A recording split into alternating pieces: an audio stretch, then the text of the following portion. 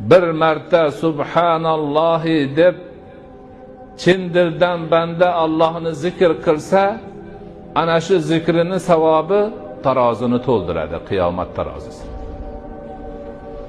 Agar banda bir marta alhamdulillahi vallohu akbar deb qo'ysa, yer va osmonlarning orasi savobga to'lar ekan uning uchun.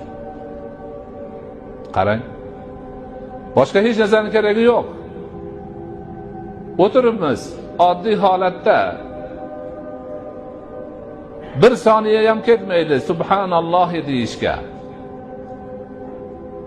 Tarozini savobga to'ldirib olamiz.